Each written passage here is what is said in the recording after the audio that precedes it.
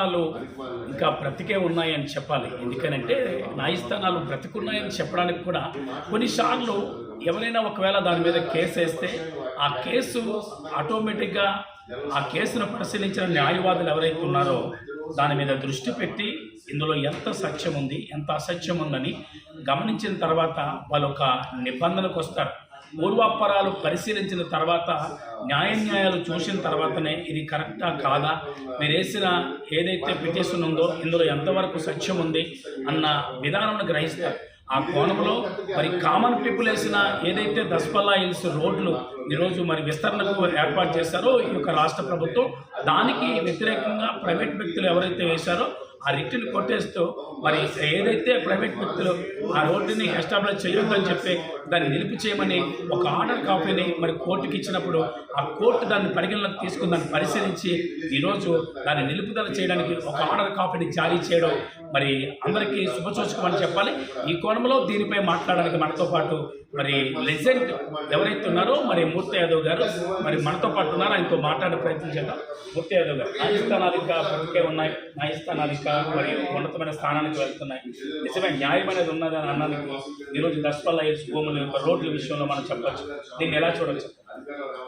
ఖచ్చితంగా న్యాయదేవత న్యాయస్థానం, రాష్ట్ర అత్యున్నత న్యాయస్థానం ఏపీ హైకోర్టు ఏదైతే ఉందో, ఏపీ హైకోర్టు దస్పల్లా భూముల వ్యవహారంలో అక్కడ చేపట్టబోయే 100 అడుగుల రోడ్డు నిర్మాణం ఏదైతే ఉందో ఆ నిర్మాణం వల్ల అక్కడ ఉన్నటువంటి స్థల యజమానులు కానీ భవన యజమానులు కానీ కోర్టుని ఆశ్రయించడం జరిగింది.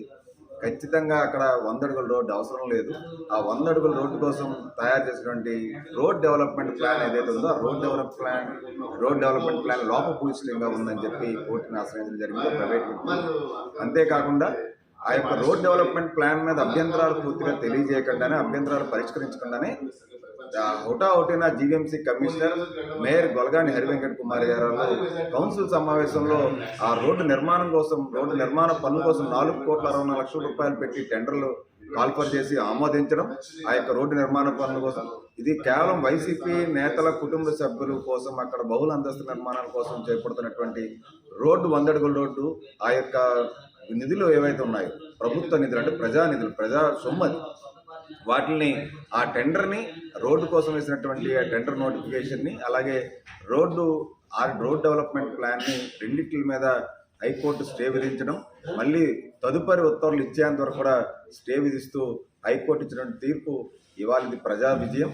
దస్పల్లా భూముల్ని ప్రభుత్వ భూములుగా మేము కాపాడుతామని చెప్పి ప్రగల్భాలు పలికినటువంటి ముఖ్యమంత్రి జగన్మోహన్ రెడ్డి ఇదే జీవీఎంసీ గాంధీ విగ్రహం వేదిక దగ్గర 25,000 మందితో సేవ్ వైజాగ్ అనే పేరుతోని ప్రతిపక్ష నేతగా ఉండేటప్పుడు పెద్ద ఎత్తున కార్యక్రమం చేసి దస్పల్లా భూముల సిబిఐ ఎంక్వైరీ జరపాలని చెప్పి ప్రగల్భాలు పలికినటువంటి ప్రస్తుత మంత్రి అమర్ అప్పుడు ప్రతిపక్షంలో ఉండేటప్పుడు జిల్లా అధ్యక్షుల హోదాలో సిబిఐ విచారణ జరిపించాలని డిమాండ్ చేసినటువంటి ఈ గుడివాడ అమర్ ఇవేవైతే ఉన్నాయో ఇప్పుడు అధికారంలోకి రాగానే ముఖ్యమంత్రి జగన్మోహన్ రెడ్డితో పాటు ఉత్తరాంధ్ర జిల్లాల అప్పటి ఇన్ఛార్జ్ విజయసాయి రెడ్డి వాళ్ళ కుటుంబ సభ్యులు చెందినటువంటి సంస్థకి డెవలప్మెంట్ అగ్రిమెంట్ చేయడం, ఇవాళ ఆగమేఘాల మీద దానికి ప్లాన్ అప్రూవల్ ఇచ్చేటువంటి కార్యక్రమం చేయడం కోసం రోడ్డు నిర్మించడం, రోడ్డు కోసం నిధులు వెచ్చించి జనసేన పార్టీ మొట్టమొదటి నుంచి కూడా 4.5 ఏళ్లుగా వైసీపీ ప్రభుత్వం ఏర్పడినప్పటి నుంచి కూడా దస్పల్లా భూముల వ్యవహారంలో పూర్తి స్థాయిలో ప్రభుత్వ భూముల కింద వాటిని కాపాడాలని చెప్పి పోరాడుతున్నటువంటి తరుణంలో ఎప్పటికప్పుడు వైసీపీ నేతల యొక్క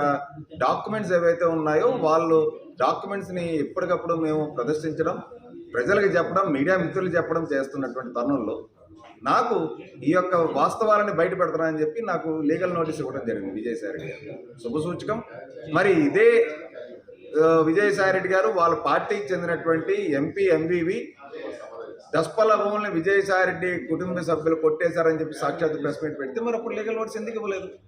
మరి ఇదే విజయసాయి రెడ్డి సాక్షాత్తు సర్క్యూట్ హౌస్లో దస్పల్లా భూముల వ్యవహారం మీద ప్రెస్ కాన్ఫరెన్స్ పెట్టినప్పుడు ఆయన స్పష్టంగా విశాఖ ఎంపీ ఎంవివి కోర్మనపాలెంలో 1:99 99% వాటా పెట్టుకొని కొట్టేశారు, దానికన్నా మేము మెరుగ్గానే మేము డెవలప్మెంట్ అగ్రిమెంట్ చేసుకున్నాం కదా అని చెప్పి ప్రశ్నించినప్పుడు అంటే దొంగలు కలిపి ఊర్లు పంచుకున్నట్టు వీళ్ళు ప్రభుత్వ భూముల్ని వేల కోట్ల రూపాయలు ప్రభుత్వ ఆస్తుల్ని, ప్రభుత్వ సంపదని, ప్రజా సంపదని దోచుకుంటూ ఉంటే దీనికి సహకరిస్తున్నటువంటి జీవీఎంసీ కమిషనర్ సాయికాంత్ వర్మ అసలు ఎందుకు ఇవాళ ఆ సాయికాంత్ వర్మ జీవీఎంసీ కమిషనర్కి ఇవాళ చంపచెట్టు కదా హైకోర్టు ఇచ్చినటువంటి తీర్పు. నిబంధనల విరుద్ధంగా కౌన్సిల్లో తీర్మానం చేసి పంపించినటువంటి జీవీఎంసీ గౌరవ మేయర్ గొలగాని హరి వెంకట కుమార్ది ఇవాళ బాధ్యత కాదా?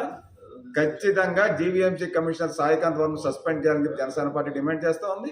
గొలగాని హరి వెంకట కుమార్ గారు ఏదైతే 4,64,00,000 రూపాయలు నిధులు ఆర్డీపీ అప్రూవల్ లేకుండా, అభ్యంతరాలు పరిగణలో తీసుకోకుండా, పరిష్కరించకుండా, ఆర్డీపీ ఫైనల్గా పబ్లిష్ చేయకుండా తీసుకున్నటువంటి నిర్ణయాన్ని ఇవాళ ఖచ్చితంగా గౌరవ మేయర్ గారు వెంటనే రాజీనామా చేయాలి, పదవిని వీడాలి. ఈ యొక్క నిర్ణయం ఏదైతే హైకోర్టు ఇచ్చిన నిర్ణయం చూసి ఇప్పటికైనా సరే ప్రభుత్వానికి చెంపచెట్టుగా భావించాలి. ఈ యొక్క దస్పల్ల భూముల వ్యవహారంలో ముఖ్యమంత్రి పేషి ఓఎస్డి ధనంజయ రెడ్డి, అలాగే ప్రిన్సిపల్ సెక్రటరీ ఎంఐ&యూడి శ్రీలక్ష్మి గారు ఈ యొక్క ఇద్దరమైన ఈ యొక్క మొత్తం వ్యవహారాన్ని సాయికాంత్ వర్మతో నడిపిస్తున్నటువంటి వాళ్ళిద్దరి మీద క్రమశిక్షణ చర్యలు తీసుకోవాలి. ఇప్పటికైనా దస్పల్ల భూములు ప్రభుత్వ భూములుగా కాపాడాలి. అక్కడ టీడీఆర్లు ఇచ్చేటువంటి ప్రక్రియ కానీ అసలు ఎటువంటి అవసరాలకి, ప్రజా అవసరాలకి ఉపయోగపడినటువంటి ఆ రోడ్డు ఏదైతే ఉందో, వాల్టే క్లబ్ నుంచి జగదంబకి వెళ్ళే రోడ్డు, కొన్ని వేల వాహనదారులు ఎప్పుడో వెళ్తూ ఉన్నటువంటి రోడ్డు 80 అడుగుల రోడ్డు ఉంది. అక్కడ నవరాజీ రోడ్ ఏదైతే ఇప్పుడు గ్రీన్ పార్క్ హోటల్ నుంచి నోవోటల్ హోటల్కి బీచ్ రోడ్కి వెళ్ళేటువంటి రోడ్డు 60 అడుగుల రోడ్డు ఉంది. కొన్ని వందల వేల వాహనాలు వెళ్తూ ఉంటాయి. అంటే నవరాజీ రోడ్డును ఇక్కడ వాల్టే క్లబ్ రోడ్డు మధ్యలో ఉన్నటువంటి కనెక్టివిటీ రోడ్డు, ఒక 60 అడుగుల రోడ్డు 80 అడుగుల రోడ్డు మధ్యన 100 అడుగుల రోడ్డు అవసరమా? ఎవరి కోసం అది? ఎవరి ప్రాపకం కోసం ఇప్పుడు రోడ్డు అర్ధాంతరంగా ఇప్పుడు మీరు నిర్మిస్తున్నారు? వైసీపీ కుటుంబ సభ్యుల యొక్క బహుళ అంతస్తుల నిర్మాణాలకి అక్కడ అనుమతులు ఇవ్వడానికి కోసం కాదా? మాస్టర్ ప్లాన్లో 100 అడుగులు మీరు రూపొందించేశారు. ఆ మాస్టర్ ప్లాన్ రూపొందించిన దాన్ని అలైన్మెంట్ ఆర్డీపీలో మార్చేశారు.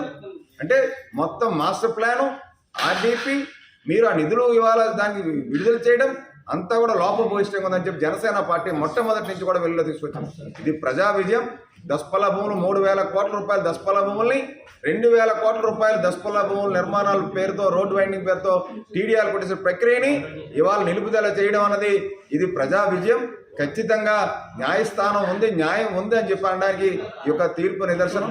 ఖచ్చితంగా విశాఖ ప్రజలు అందరూ కూడా ఈ యొక్క దస్పల్ల భూములు ప్రభుత్వ భూములుగా కాపాడాలి. వైసీపీ నేతలు కొట్టేసేటువంటి ప్రక్రియ ఏదైతే ఉందో దాన్ని నిలుపుదల చేయాలి.